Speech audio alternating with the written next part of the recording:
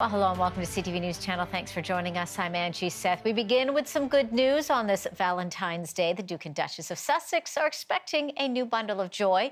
Meghan and Harry shared a heartwarming photo along with a statement confirming their son Archie will soon be a big brother. Now, Archie turns 2 on May 6th. The couple says they're overjoyed to be welcoming their second child. A statement from Buckingham Palace says Queen Elizabeth, the Duke of Edinburgh, the Prince of Wales and the entire family are delighted at the news of Meghan's pregnancy. All right, CTV News royal commentator Richard Berthelsen joins me now from Toronto. Richard, something for Canadians to smile about certainly today. Another baby Prince Harry and Meghan are expecting. Yeah, I think it's good news for any family, and certainly given that the Duchess had a miscarriage last summer, I think it's particularly good news for her. Now, this child will become probably the 11th great-grandchild for the Queen and the Duke of Edinburgh.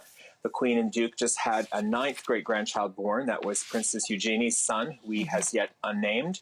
And their granddaughter, Zara Tindall, the daughter of Princess Anne, is also pregnant, announced that pregnancy in December. So I assume that may take place prior to this child. So between the two of them, they'll have the 10 or 11. And of course, this is also the 5th grandchild for Prince Charles. Yes, that's right. And of course, we know with baby Archie, the couple was very secretive regarding the pregnancy, wanting to keep things sort of very personal to them. We don't know the gender of the baby right now, as we didn't know with their first child. But as you mentioned there, Richard, this all coming after Meghan was very open about her miscarriage last summer and the response that she got, of course, from so many women who had been through the same thing really speaks to volumes of what a lot of women around the world have been going through when it comes to childbirth. That's right. But, you know, Meghan, the Duchess of Sussex, is not the only member of the royal family who's had a miscarriage. Zara Tindall had 2 of them. The Countess of Wessex, Prince Edward's wife, had one.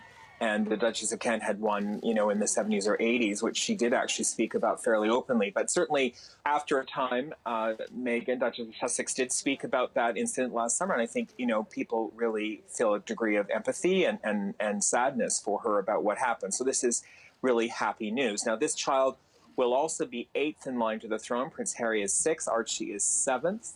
And at the moment, we know that they have decided that Archie will not take his courtesy title, which would be Earl of Dumbarton, which is a secondary title that the Duke has. But this child, if they were to have a title, would be Lord or Lady, whatever their name would be. Again, because they're being raised in the United States and outside the working royal family, they'll probably just leave them with their first name, as we have with Archie. And would this child be born then with a royal title? I guess not then. No, they will not. It is possible that when Prince Harry becomes the son of a sovereign, in other words, when Prince Charles becomes king, that these children could be upgraded to princes or princesses.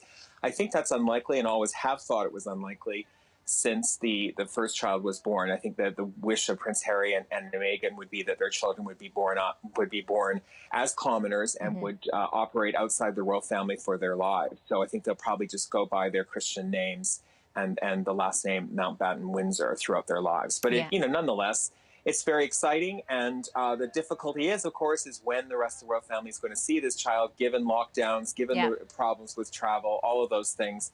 This birth really was a bit foreshadowed when Meghan got a 9-month continuance in the legal issues she's been having with the British media. A lot of people thought she was pregnant at that time, so it doesn't come as any great surprise to many of us. Well, we want to wish her a very happy and safe pregnancy, and a big congratulations, of course, to them. CTV News royal commentator Richard Berthelsen, always great to have you, Richard. Thank you so much for this. Thank you, Angie. You're welcome.